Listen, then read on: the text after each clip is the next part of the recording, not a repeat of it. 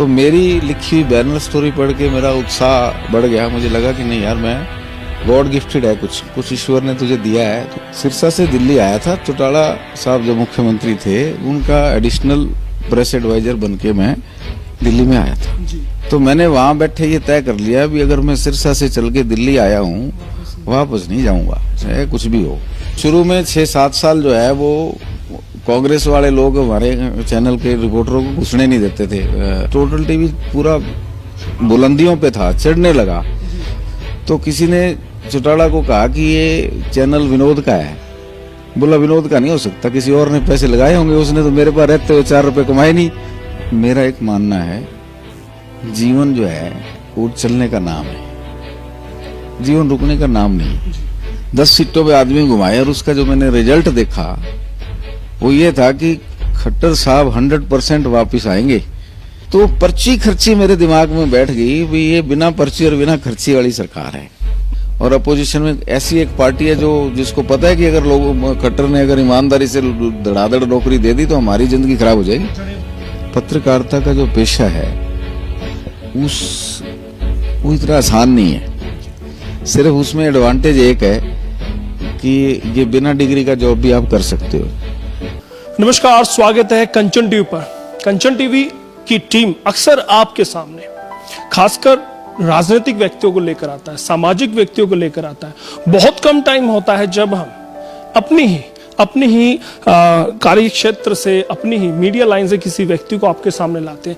आज मैं जिन व्यक्तित्व को आपके सामने लाने वाला हूं, जिन शख्सियत को आपके सामने लाने वाला हूं, वो जर्नलिस्ट थे, एक मीडिया मैन के तौर पर अपना करियर शुरू किया, लेकिन आज वो principal media adviser to CM यानी प्रधान मीडिया सलाहकार है मनोहर लाल सरकार में।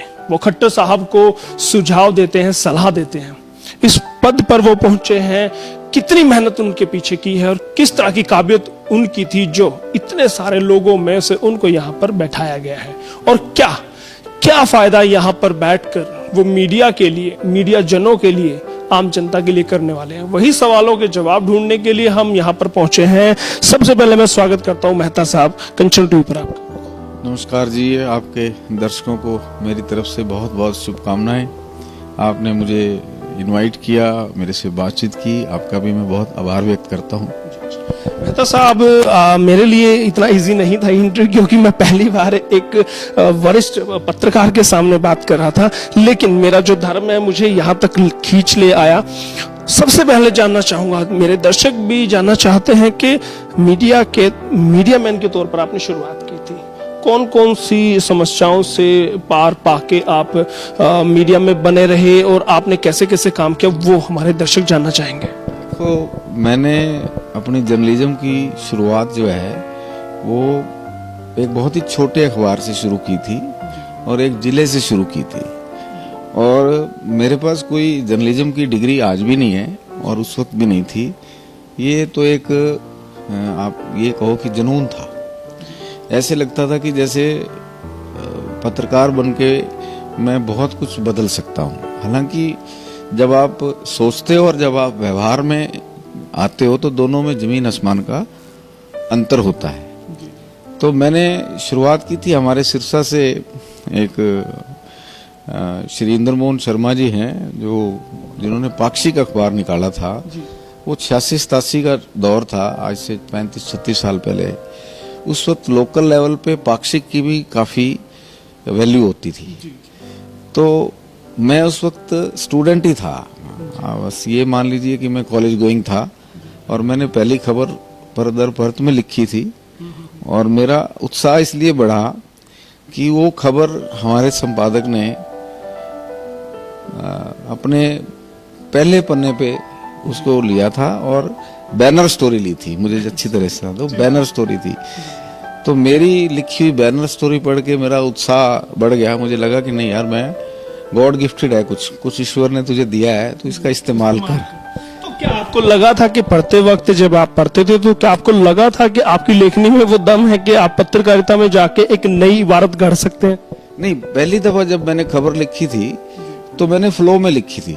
जो मेरे मन में था, जो घटना मेरे सामने थी, उसको मैंने वैसे की वैसे ही उसको चरितार्थ कर दिया। जो मैंने फील किया वैसे की वैसे ही मैंने लिख दिया। उसमें मैंने भावनाओं को आपने कलम के जरिए कागज पर उतारा जो हूबहू थी, पढ़ने वाले को लगा कि हाँ भाई ये बिल्कुल सटीक चित्रण है। नहीं, वो एक्चुअली वो पॉपुलर इसलिए हुई कि वो ट्रू स्टोरी थी।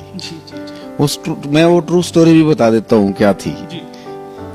उस वक्त किसान के पास बिजली बिल भरने के पैसे बहुत कम होते थे, क्योंकि मेरा जो सिरसा जिला है, आज से 30 साल 35 साल पहले बहुत ज्यादा फसलें वहां नहीं होती थी, ना तो अच्छे बीज होते थे, ना अच्छी खाद होती थी, ना टाइम पे पानी मिलता था।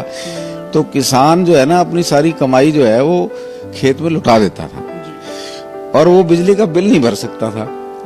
मतलब 25, 30, 40% किसान जरूर ऐसे रहे होंगे जिनके कनेक्शन हर साल कटते थे, माली हालत अच्छी नहीं थी। तो वो एक किसान का कनेक्शन काटने गए थे बिजली वाले, तो उसने मौके पे वहां कोई 700-800 रुपए का बिल था, गांव से इकट्ठे कुट्ठे करके उनको पैसे पकड़ा दिए भी मेरा कनेक्शन ना काटो। तो वो क्या करा, उन्होंने उनको एक रसीद दे दी। वो रसीद थी नकली, वो पैसे जमा हुए नहीं, कनेक्शन उसका उन्होंने काटा नहीं, उससे पैसे ले लिए और पैसे एसडीओ और जेई ने जेब में डाल ली। 6 महीने बाद वो 800 रुपए ब्याज लग के और वो 1300-1400 हो गया। अगले 6 महीने का बिल और मिला के 2,500-3 हजार का उसका वो टीसीओ कट गया। टीसीओ होता है अपना टेम्परेरी डिस्कनेक्शन ऑर्डर कट गया उसका, टीडीओ बोलते हैं उसको। तो वो किसान रो रहा था कि मैंने तो पैसे भरे थे। तो उस वक्त ये कैमरा बाइट वाइट होती नहीं थी, ना उस तरह के होते थे। तो मैंने क्या किया कि वो जो रसीद उस किसान ने मुझे दिखाई, वो रसीद उससे मैंने लेके फोटो स्टेट करवा ली, और फोटो स्टेट करवा के और अपने खर्चे पे किराया भर के, उस वक्त 6.5 रुपए लगते थे बस पे, सरसा से हिसार गया, वहां से ब्लॉक बनवा के लाया, उस रसीद का ब्लॉक बनवाया। उस ब्लॉक से वो उस वक्त क्योंकि ये हाई टेक्नोलॉजी थी नहीं, जो प्रेस देसी प्रेसों पे छपता था, तो ब्लॉक लगा के वो खबर छपी। ब्लॉक में इसलिए बनवा के लाया कि ताकि लोगों को विश्वास हो कि ये खबर बिल्कुल सच्ची है। तो खबर हिट हो गई, वहीं से शुरुआत हुई। तो वहीं से दुनिया के सामने विनोद मेहता जी आए। उसके बाद आपने प्रिंट में काम किया, उसके बाद इलेक्ट्रॉनिक में भी आपने खूब अच्छी पारी खेली है, वो भी हम चाहेंगे दर्शकों को बताइए। देखिए, मैं आपको बताता हूँ, इलेक्ट्रॉनिक की जो पारी है वो कई बार वो एक कहावत है ना कि आप पंजाबी में कहते हैं कि कुबड़े को लात मारी, उसका कुब निकल गया, वो सीधा होके दौड़ने लगा। ये एक्चुअली मैं सिरसा से दिल्ली आया था, चौटाला साहब जो मुख्यमंत्री थे उनका एडिशनल प्रेस एडवाइजर बनके मैं दिल्ली में आया था। तो मेरे जिम्मे था इलेक्ट्रॉनिक मीडिया को संभालना। तो इलेक्ट्रॉनिक मीडिया संभालते संभालते संभालते मेरे को एक बात समझ आई। उस वक्त ओम प्रकाश चौटाला चाहते थे कि मेरी पार्टी का नेशनल लेवल पे विस्तार हो, इसीलिए वो लड़ने गए वेस्टर्न यूपी भी, हरित प्रदेश के नाम पे, इसीलिए वो लड़ने गए अपना राजस्थान। हालांकि उनको राजस्थान में सफलता नहीं मिली, ना उत्तर प्रदेश में मिली। राजस्थान में कोई एक आधा जीतता भी तो टैग इनेलो का था, बाकी वो इनेलो का आदमी नहीं था। तो मेरे को लगा कि भी अगर इनका इतना बड़ा विजन है तो इनके पास अपना मीडियम होना चाहिए। तो मैंने उनको सलाह दी कि भाई आपके पास एक चैनल अपना होना चाहिए। तो जो आप हरियाणा न्यूज देखते हो, ये बेसिकली पंजाब टुडे था, और हरियाणा न्यूज का मालिक जो है ना वो नया चैनल लॉन्च करना चाहता था, वो मेरे पास आता था। तो मैंने उसको कहा भी हरियाणा इतना बड़ा स्टेट नहीं है कि एक चैनल का खर्चा निकल जाए, आप एक बार ट्रायल के तौर पे आधे घंटे का हरियाणा का बुलेटिन शुरू करो। तो उन्होंने मेरी सलाह मान के, आपको याद होगा 7:30 से 8 हरियाणा न्यूज के नाम से एक बुलेटिन शुरू किया था। उसके बाद वो चैनल में कन्वर्ट हुए। अब मैं आता हूँ कि मैं कैसे आया। तो मैंने चीफ मिनिस्टर को राय दी, उन्होंने कहा कि अच्छा ठीक है प्रोजेक्ट बनाओ। आज भी चर्चा होती है ना कि टोटल टीवी तो चौटाला का है, मैं आज वो राज खोल ही देता हूँ। बिल्कुल बिल्कुल, दर्शकों को मैं बताना चाहूंगा विनोद मेहता जी ने टोटल टीवी पर मेहनत की, लेकिन उनका एक पूर्वाग्रह था जो उनके पीछे हमेशा लगा रहा कि चौटाला साहब का वो चैनल है। आज वही बताना चाहते हैं मेहता साहब। तो वो मैंने उनको राय दी, तो उन्होंने कहा अच्छा प्रोजेक्ट को स्टडी करो, बनाओ। तो मैंने मेहनत करके 6 महीने लगा के वो प्रोजेक्ट रिपोर्ट बनाई। तो चीफ मिनिस्टर को मैंने दी, भाई ये प्रोजेक्ट रिपोर्ट है। तो उन्होंने मुझे कहा कि जी ये फलाने आदमी को दे दे। उन्होंने एक ऐसे आदमी का नाम दिया कि इसको दे दे। तो मेरे को बड़ा गुस्सा आया। मैंने कहा यार ये भैंसों के डॉक्टर से आदमियों का इलाज कराना चाहते हैं और इनका स्वभाव है, अगर ये मैंने प्रोजेक्ट उसको दे दिया और 2-4 करोड़ रुपए इनके डूब गए तो इसने सारी जिंदगी मेरा नाम याद रखना कि विनोद ने मरवा दिया। तो मैंने उसी वक्त ये फैसला ले लिया कि ये प्रोजेक्ट रिपोर्ट जिस आदमी का ये नाम ले रहे हैं मैं उसको दूंगा नहीं। जी जी, मतलब आपने हिम्मत दिखाई उनके सामने, जबकि चौटाला साहब के सामने तो कोई ना कर ही नहीं सकता था। मैंने वो प्रोजेक्ट की रिपोर्ट नहीं दी उसको। नहीं देने के बाद आपको पता है पार्टियों में अंदर जो सीएम हाउस में लोग होते हैं उनके पीछे उनके दुश्मनों की संख्या भी बहुत होती है। तो 4-6 महीने में कोई ऐसा एक घटनाक्रम आया कि वो लॉबी बहुत स्ट्रांग थी और वो चौटाला के मन में कुछ शंकाएं पैदा करने में सफल रही। हाँ, तो मैंने कोई बात नहीं, मेरे को अपने कर्म पे विश्वास था, तो मैंने खुद ही कह दिया कि ठीक है आप कोई और बढ़िया मीडिया एडवाइजर रख लो, मैं जा रहा हूँ। तो जिस दिन मैंने इस्तीफा दिया मेरे पास कुछ नहीं था दिल्ली में, ना अपनी कार थी ना अपना मकान था, कुछ भी नहीं था। सरकारी गाड़ी थी वो इस्तीफा देते ही छूट गई, सरकारी दफ्तर था इस्तीफा देते छूट गया। लेकिन मैंने जो मुझे सरकारी घर मिला हुआ था उसको खाली करने में मेरे पास 1 महीने का टाइम था। तो मैंने वहां बैठे ये तय कर लिया भी अगर मैं सिरसा से चल के दिल्ली आया हूँ वापस नहीं जाऊंगा, चाहे कुछ भी हो। वापस गए तो वैसे की वैसे ही उसी मिट्टी के घोड़े बन जाओगे। जो यहाँ आके अनुभव कमाया वो सिरसा में उसका कोई इस्तेमाल नहीं होगा, जाना नहीं है। मोमेंट कैसा था, वो पल कैसा था जब ये सब आपके साथ बीत रहा था? मेरे को बस एक घटना ने और सिखाया कि जब मैं सरकारी गाड़ी में दिल्ली में कहीं जाता था तो गाड़ी से उतर के जिसके मर्जी चले जाते थे, कोई दिक्कत नहीं होती थी। जिस दिन मैं पहली दफा प्राइवेट गाड़ी लेके गया किसी दोस्त की, उस वक्त हीरो होंडा थी, किसी दोस्त की, उसने मुझे 2-4-10 दिन के लिए दी थी, मैं खुद चला के गया। तो मेरे को पार्किंग लगाने में, गाड़ी लगाने में दिल्ली में पार्किंग का इतना बड़ा नेक्सस था, आप गाड़ी नहीं लगा सकते। मेरे को 40 मिनट लग गए और पसीना आ गया गाड़ी लगाने में। तो उस दिन मेरे चोट लगी, भाई दिल्ली में टिकना जो है इतना आसान नहीं है। दिल्ली में रुकना टेढ़ी की है, लेकिन रहना दिल्ली में ही है, ये डिसाइड कर लिया था मैंने। जिद बना ली थी आपने? दिल्ली में ही रहना है और जो सीखा है उसका इस्तेमाल करना है, वो कुछ और नहीं करना। कुछ और नहीं करना। हाँ, जो आपका अनुभव रहा है उसी का इस्तेमाल करेंगे। जो सीखा है उसका इस्तेमाल करो। हमेशा होता क्या, लोग सीखते कुछ हैं करते कुछ हैं, उसमें मार खा जाते हैं। जो सीखा है वही करना है। तो मेरे को एक पानीपत के बिजनेसमैन है, उनकी मेरी अच्छी दोस्ती थी, तो मैंने उनसे कहा कि अपन एक चैनल चलाते हैं, चैनल शुरू करते हैं। वो एग्री हो गए। हमें उस वक्त कोई बजट और इस पूरे रैकेट का कुछ पता नहीं था, ये कितनी बड़ी गेम है, कितना बड़ा खेल है। मतलब सिर्फ ये लगे एक चैनल अपना हो, उस पे काम करना है। खड्डे में गिरता गिरता सीखता है जी। तो मेरे पास ले देके टोटल जो है, मैंने एक मेरे पास सिरसा में एक स्कूल की बिल्डिंग कोई साहित्यकार बेच गया था, वो मेरे पास थी, वो मैंने बेच दी, सस्ते में बेच दी। थोड़े बहुत पैसे और थे, ले लवा के सारा जुगाड़ जो इकट्ठा करके ना, और वो मैंने उसको छाती से चिपका लिया कि इससे चैनल चलाऊंगा। हालांकि वो अमाउंट इतनी नहीं थी कि उससे कोई चैनल चलाया जा सके। फिर बाद में वो पानीपत वाले और हमने मिलके उसको शुरू किया। हमने 3.5 करोड़ रुपए का फाइनेंस लिया स्टेट बैंक ऑफ इंडिया अपना पानीपत से, और वो चैनल हम 1 साल में चलाने में सफल हो गए। उसके बाद की कहानी लंबी है, कैसे ऊपर आया, कैसे नीचे आया। लेकिन ये जो, और शुरू में 6-7 साल जो है वो कांग्रेस वाले लोग हमारे चैनल के रिपोर्टरों को घुसने नहीं देते थे। उसमें 24 जो उनका अकबर रोड का ऑफिस है, कहते थे चौटाला का चैनल है। तो मैंने भी कभी जाके किसी को सफाई नहीं दी। मैंने कहा इसकी सफाई, इसका जो स्क्रीन है और इसका जो दर्शक है वो अपने आप बताएगा। मुझे किसी को जाके ये साबित नहीं करना कि मैं क्या हूँ क्या नहीं हूँ। आपकी खबरें, आपका काम, आपकी एडिटोरियल ताकत ये अपने आप करेगी। एक सवाल मेरे जहन में आता है कि जब आपने टोटल टीवी बना दिया, उसके बाद क्या चौटाला साहब ने संपर्क करने की कोशिश की आपसे? नहीं, मेरा जब मैं उनसे इस्तीफा दे के आ गया था तो 3-4 साल उनसे कोई ना फोन पे ना कहीं कोई राम नहीं हुई, ताल्लुक नहीं रहा। लेकिन जब टोटल टीवी पूरा बुलंदियों पे था, चढ़ने लगा, तो किसी ने चौटाला को कहा कि ये चैनल विनोद का है बोला विनोद का नहीं हो सकता, किसी और ने पैसे लगाए होंगे, उसने तो मेरे पास रहते हुए 4 रुपए कमाए नहीं, तो चैनल कहां से चला लेगा।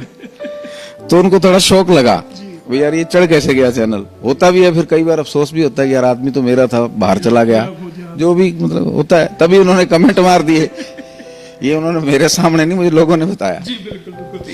वहां से आपने शुरुआत की, उसके बाद बुलंदियों पे आपने टोटल टीवी को रखा। उसके बाद अगर आज प्रेजेंट टाइम की बात की जाए, आप प्रिंसिपल एडवाइजर हैं टू सीएम, किस तरह का इस अपनी कामयाबी को आप देखते हैं, या इसको एक अपने करियर में एक पड़ाव के तौर पर देखते हैं? देखो, मेरा एक मानना है, जीवन जो है वो चलने का नाम है, जीवन रुकने का नाम नहीं। टोटल टीवी मेरे हाथ से जाना एक अनएक्सपेक्टेड सी चीजें थी, जो होनी नहीं चाहिए थी, जो हो गई। लेकिन उसी टोटल टीवी से मैंने सीखा, हमने सर्वे करना सीखा, और वो सर्वे पॉपुलर हुए, चलते रहे, रुके नहीं, पॉपुलर हो गए सर्वे। बाद में टोटल टीवी प्रॉफिट में रहा या नहीं रहा, लेकिन मेरी जो अपनी सर्वे की कंपनी है वो हमेशा प्रॉफिट में रही। वो कला टोटल टीवी से सीखी थी। तो ये फिर अब मैं आता हूँ मीडिया एडवाइजर तक का सफर कैसे करता हूँ। जब 2014 के इलेक्शन हुए तो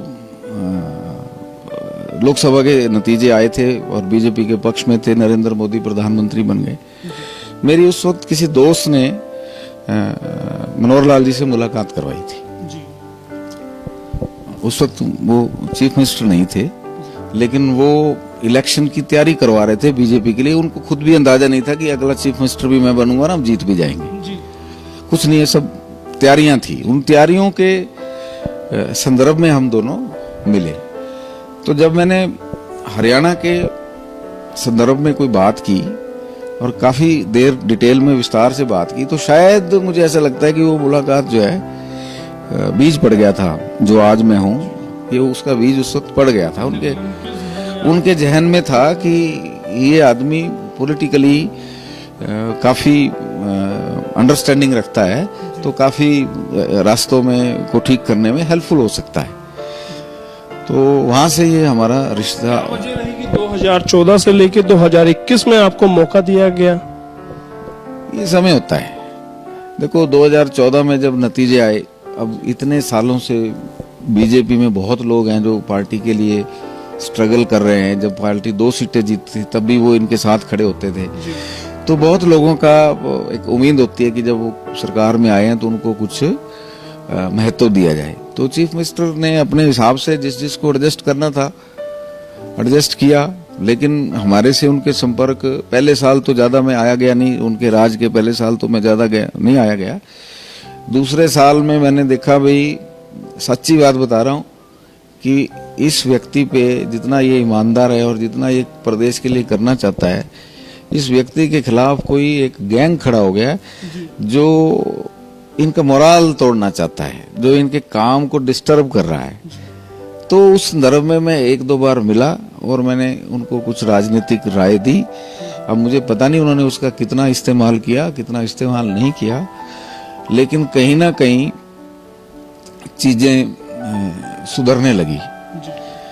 और जब ये तीसरे साल में सरकार प्रवेश कर रही थी, तो तब मुझे एक सर्वे के लिए कहा गया। मैंने वो सर्वे किया नहीं, मैंने सोचा ऐसे ही कैजुअल कहा गया है। तो उसके बाद मैं हरियाणा में घूमा तो मेरे को लोगों ने कहा, भी बीजेपी कहाँ है, 10 सीटें नहीं आंदी। ये वो लोग बोलते थे जो आज भी बोलते हैं कि अगली बार ये नहीं आएगा। ये वही लोग थे। मैं उसी बेल्ट में ही गया था। कोई कहता था 4 सीटें नहीं आंदी, और जो घने चौखे होते थे कहते थारो कटरी को नहीं जीतते करनाल हूं, अरे तो सीट ही छोड़े हो, ये तो गुड़गांव तो लड़े, करनाल तो लड़े हुए को नहीं। तो ये सब चीजें मेरे को काफी डरा रही थी। फैक्ट तो ये कि एक बार मैं भी डर गया, यार ये क्या हाल है। तो एक दिन फिर मैंने फैसला लिया कि भाई जब पूरा देश कह रहा था कि कांग्रेस को 150 सीटें नहीं आंदी और मैं कह रहा था कि कांग्रेस 200 पार करेगी, तो उस वक्त मैंने कैसे सर्वे कराया था, कैसे निर्णय लिया था, वैसे ही निर्णय आज लेंगे। तो मैंने उसी तरीके से एक बड़ा प्रश्न पत्र तैयार किए और 10 सीटों पे मैंने अपने आदमी घुमा दिए। 10 सीटों पे आदमी घुमाए और उसका जो मैंने रिजल्ट देखा वो ये था कि खट्टर साहब 100% वापिस आएंगे, पर उसके लिए इनको थोड़ा एक्चुअल इश्यू जो जनता के अंदर घूम रहे हैं वो इनके कान में पहुंचने बहुत जरूरी है। जनता की नब्ज पकड़नी पड़ेगी। और वो सर्वे था जिसने मेरे को प्रभावित किया, वो जींद विधानसभा का सर्वे था और उस वक्त इनेलो वाले एमएलए की मौत नहीं हुई थी, किसी को पता नहीं था वहां बाई इलेक्शन होगा। उस वक्त भी वहां से बीजेपी चुनाव जीत रही थी। अगर उसी एमएलए के खिलाफ चुनाव वैसे ही हो जाता एक ट्रायल के दिए तो बीजेपी चुनाव जीत रही थी। वहां से मेरा हौसला बढ़ गया। तो मैंने एक बात पकड़ ली कि भाई मेरिट पे नौकरी खट्टर साहब दे रहे हैं, लोग इसको बड़ा लाइटली ले लेंगे जो मेरिट पे दे रहे हैं। मैंने कहा भी ये मेरिट पे नौकरी हरियाणा में तो कोई दे ही नहीं सकता था। 1966 में हरियाणा बना, यहाँ तो सरकारें ही नौकरी देने और खोसने के नाम पे चलती है और चली जाती है, आ जाती है, पर्ची और खर्ची चलती है। तो पर्ची खर्ची मेरे दिमाग में बैठ गई भी ये बिना पर्ची और बिना खर्ची वाली सरकार है। तो मतलब वो टैग लाइन कहीं ना कहीं मेहता जी की देन है। देन नहीं, मैं नहीं बनाई, वो मैंने अपने हाथ से लिखी, पेन से लिखी। तो मेरे को टाइपिंग नहीं आती, मैं बता दूं, आज भी बहुत कम आती, गूगल की मदद से करता हूँ। हाँ मैं नहीं वॉइस टाइपिंग नहीं, अब तो गूगल अपने आप सपोर्ट करता है, उस वक्त इतना कुछ नहीं था और मैंने टाइप सीखी नहीं थी, तो मैं अपने पेन ही मेरा टाइप राइट। आपने जब ये लाइन बनाई बिना पर्ची बिना खर्ची तो सीएम साहब को सीधे बताई या किसी के? सीएम साहब को ही दी। 14 अगस्त 2017 को शाम को मैं गुड़गांव में, इन्होंने झंडा लहराना था अपना गुड़गांव में 15 अगस्त का, मैं वहां मिला और मैंने कहा जी ये आपकी सरकार का बटर ये है, मक्खन ये है, ये 2 लाइनें हैं, इसके बाई प्रोडक्ट और हैं 500 बाद में देखेंगे, लेकिन बटर ये है, इसको आप आजमाओ। तो सीएम साहब ने नेक्स्ट डे उसको आजमाया और वाकई में उसने काम किया, बहुत काम। फिर उसका रिस्पांस आना शुरू हुआ।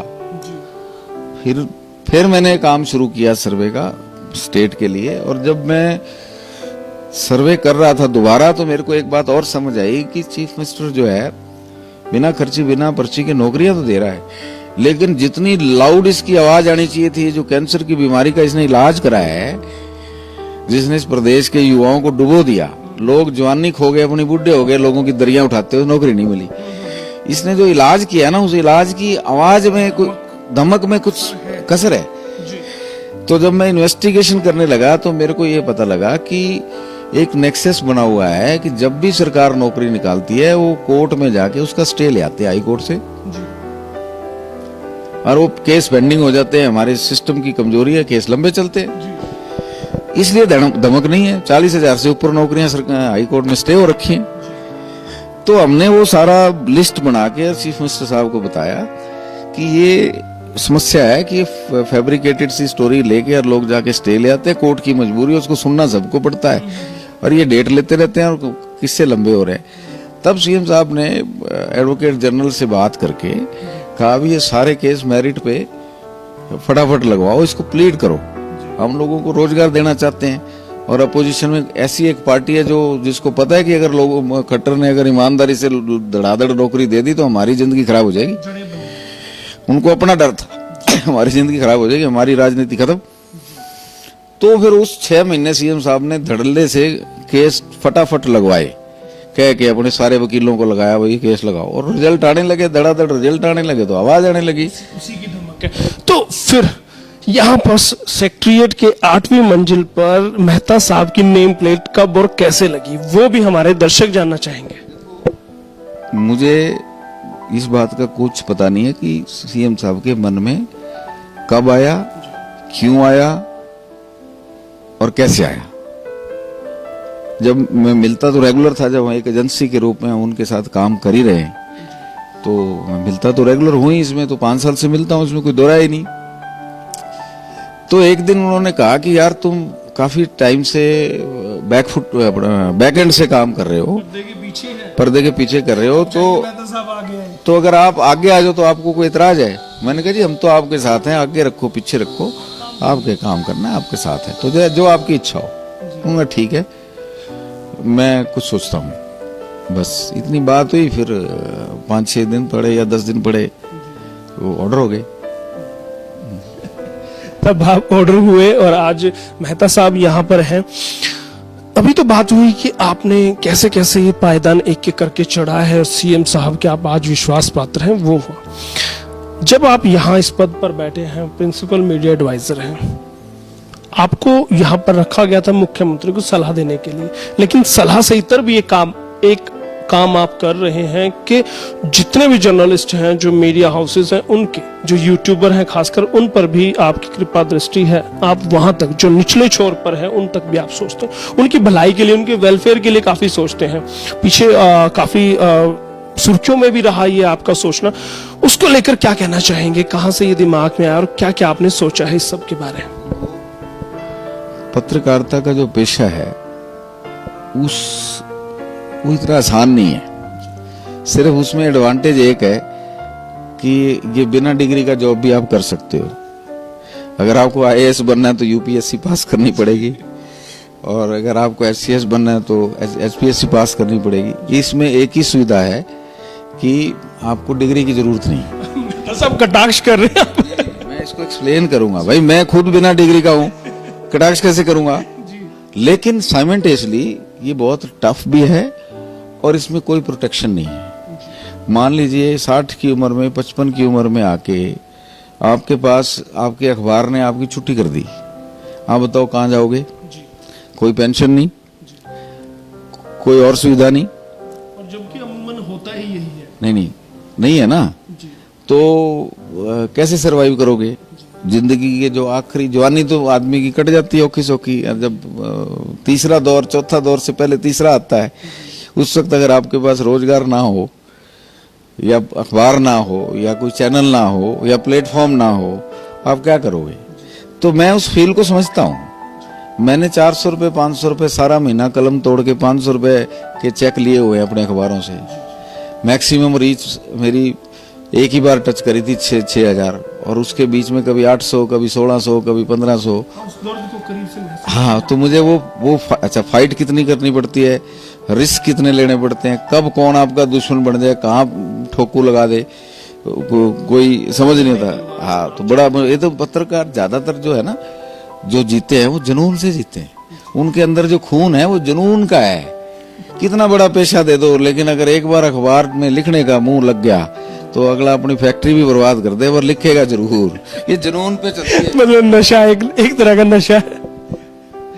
ये अफीम से भी बड़ा नशा है। जैसे अफीम का एडिक्शन हो जाता है ना, तो आदमी रोटी छोड़ देता है। ये पत्रकारिता एक जुनून है। तो साहब, अब आपने हाथों में लिया है कि आप भला करेंगे पत्रकारों को। क्या आपने खाका तैयार किया है, ब्लूप्रिंट आखिर विनोद मेहता जी का है क्या? मेरा बड़ा साफ सुथरा सा है कि एक स्टेट के तौर पे गवर्नमेंट जितना प्रोटेक्शन पॉसिबल दायरे में दे सकती है उतना देना चाहिए, ताकि पत्रकारों को फेयर कलम चलाने का मौका मिले।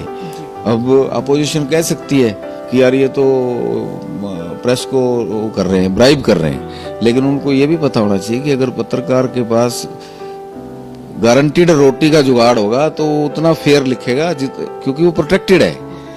उसको गलत लोगों के पास जाने की जरूरत उसकी कम हो जाएगी। हाथ नहीं पसारने पड़ेंगे। आप वही चाहते हैं कि आत्मनिर्भर आप पत्रकारों को बनाते, ताकि वो स्वच्छंद होकर काम कर सके। यही सोच है। ये सोच विनोद मेहता जी की है या फिर सीएम साहब की है? देखिए, हमारे सीएम का तो कोई मैच ही नहीं है।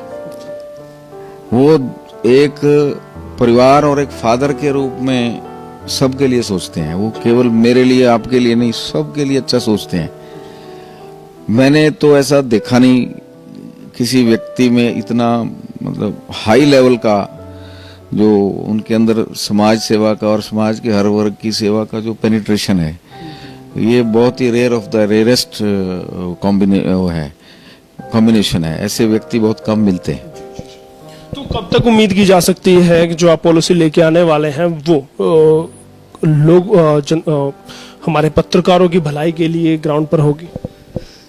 देखिए, हमने अपनी पॉलिसी बना के सुझाव के लिए रख दी है। अब कई चीजों में जैसे ना डाउट्स होते हैं, वो निकालने पड़ते हैं। जैसे हमारे अफसरों का कहना है ये है कि भी हम YouTube पे ऐड कैसे दे सकते हैं। YouTube तो पत्रकार की अपनी प्रॉपर्टी नहीं है, वो तो एक कंपनी है और आपको प्लेटफॉर्म मिला हुआ है, तो आप मालिक ही नहीं है तो आपके साथ हम बिजनेस कैसे कर सकते हैं। इस तरह की कई क्वायरीज अभी चल रही हैं, लेकिन मेरे को लगता है कि इसका जो परिणाम होगा वो कंठ छटके साफ सुथर के, जैसे चाय की छाननी में से हम जब छानते हैं तो नीचे बहुत गरम गरम बढ़िया चाय मिलती है और पत्ती ऊपर रह जाती है, ये इसमें भी हो जाएगा, पत्ती ऊपर रह जाएगी। 2021 के आखिरी तक हम उम्मीद कर सकते हैं कि पॉलिसी आ जाएगी। देखो मेरे को इसमें आप डेट बाउंड मत करो, मैं खुद को डेट बाउंड करके चल रहा हूँ कि भैया जल्दी होनी चाहिए। देखिएगा, साफ गोई से बात कहते हैं कि इस पर हम काम कर रहे हैं और काम जल्दी हो इसको भी सुनिश्चित मेहता जी ने किया है। मेहता जी चिरपरिचित अंदाज में ही बात करते हैं। मेहता साहब, एक सवाल मेरा पर्सनली आपसे रहेगा। आपकी लेखनी आपको यहाँ इस मुकाम तक लेकर आई है, आपकी जो नॉलेज थी पॉलिटिक्स को लेकर वो आपको यहाँ तक लेकर आई, या आपकी शालीनता, जो आप मधुर शालीनता और मध्यम सी आवाज में अपनी बातें करते हैं, वो खूबी आपको यहाँ तक पहुंचाई है? देखिए, आप जब सोने की टिक्की लेके जाते हो जेवर बनवाने के लिए, तो ये सुनार की खूबसूरती होती है कि उस टिक्की से कितने जेवर निकाल के दे दे, है ना। तो मैं कहता हूँ खबर को भी एक सुनार की तरह लिखो, है ना, ताकि खूबसूरती वो लगे, खूबसूरती और प्रोडक्ट ज्यादा निकल के आए, और डूब के लिखो। और जब लिखने बैठो तब जो इधर उधर के अगल बगल के असर है वो छोड़ दो। और अगर बाई द वे, एक मैं बता रहा हूँ, अगर आपको बाई द वे कोई मजबूरी है कि आप किसी के असर में कुछ लिखना चाहते हैं तो उसके असर में भी लिखो, लेकिन सिर्फ उसकी खूबियों पे लिखो। सब आज की डेट में अगर आपकी पहली पसंद प्रिंट को कहा जा सकता है, इलेक्ट्रॉनिक को? नहीं, हर मीडियम की अपनी वैल्यू है। इसको अगर अम्ब्रेला प्रोडक्ट लें तो हम इसको कहते हैं द इंडस्ट्री ऑफ कम्युनिकेशन। अब उसके बाद आता है the method of communication. Method of communication अखबार भी है, मेथड ऑफ कम्युनिकेशन टीवी भी है, method of communication social media भी है। एक जमाना था जब अखबार को डॉक्यूमेंट माना जाता था, और जब अमेरिका ने ईरान पे हमला किया और लोगों ने यहाँ सैटेलाइट पे बैठ के CNN से वो हवाई जहाज दौड़ते हुए बम गिराते हुए देखे, तो हमारे हिंदुस्तान में भी जो बिजनेसमैन थे उनके दिमाग में आया कि सैटेलाइट टेक्नोलॉजी से टीवी चलाने चाहिए। अब 20 साल टीवी का दौर चला। 2008-10 के बाद धीरे धीरे सोशल मीडिया का दौर है। फिर थोड़े 10 साल बाद कुछ और आ जाएगा। तो ये जो अम्ब्रेला ऑफ कम्युनिकेशन है, इसके मीडियम अलग अलग हो सकते हैं, वैल्यू अलग अलग हो सकती है, लेकिन जरूरत अब हर चीज की है। आपने एंकरिंग की है, एंकरिंग को कितना एंजॉय आप करते थे? क्योंकि अपने पेचीदा सवालों से आप सामने वाले को, मेहमान को उलझाते थे। कितना एंजॉय किया आपने अपनी एंकरिंग को? देखिए, मैंने बहुत अच्छे से और तसल्ली से और पूरी तसल्ली से सबके साथ पूरा हिसाब करके एंकरिंग की है। मैंने कहने में कभी कसर छोड़ी नहीं और गाड़ी किसी को निकाली नहीं। मतलब शालीनता की हद में रहकर वो बात करते थे, लेकिन बात ऐसी करते थे कि सामने वाले के हृदय में वो छेद कर जाती थी। एक पत्रकार को, एक एंकर को ऐसा ही होना चाहिए, और ऐसा ही हमारे मेहता साहब हैं। और ऐसा नहीं है कि उनको देख के सिर्फ मुझे ही प्रेरणा मिलती है, मेरे जैसे हजारों लाखों जो युवा हैं, सिर्फ हरियाणा ही नहीं पूरे भारत से विनोद मेहता जी को देख के सीखते हैं। एक वर्ग है, एक पीढ़ी है जो इनको देख के मीडिया में आई है, वो स्तंभ है हमारी मीडिया के, वो स्तंभ है। और हम उम्मीद करेंगे कि ये स्तंभ यूं ही बरकरार रहे, और यूं ही हम जो युवा हैं उन्हें प्रेरणा वो देते रहे। बहुत बहुत धन्यवाद करना चाहूंगा मेहता साहब कंचन टीवी से बात करने के लिए। शुक्रिया, आपने लीक से हटके इंटरव्यू किया, इसलिए आपका डबल शुक्रिया। तो मेहता साहब थे, बड़ी साफगोई से अपनी बातें रख के गई। ऐसे ही वो बात करते, चाहे वो एंकरिंग करें, चाहे वो इंटरव्यू आज दे रहे थे, वो ऐसे ही बात करते हैं। कोई उसमें कोई मिलावट नहीं रखते हैं, साफ गोई से बात कहते हैं। लेकिन एक बात तय है कि उन्होंने जो जिस दौर से उन्होंने पत्रकारिता शुरू की थी और जिस दौर में आज वो बैठे हैं, इसके बीच जो तजुर्बा है, अगर उनको हम लेने बैठे तो पूरा दिन भी उनसे हम बात करें तो कम पड़ जाएगा, 24 घंटे भी कम पड़ेंगे। लेकिन हम उम्मीद करेंगे कि जितना भी हमने उनसे हम जानना चाहते थे, जितना उनसे सीखना चाहते थे, हमने सीखा है। और आप भी इस इंटरव्यू को पसंद करेंगे, आप भी इस इंटरव्यू से कुछ सीखेंगे, यही उम्मीद लिए हम यहाँ पर।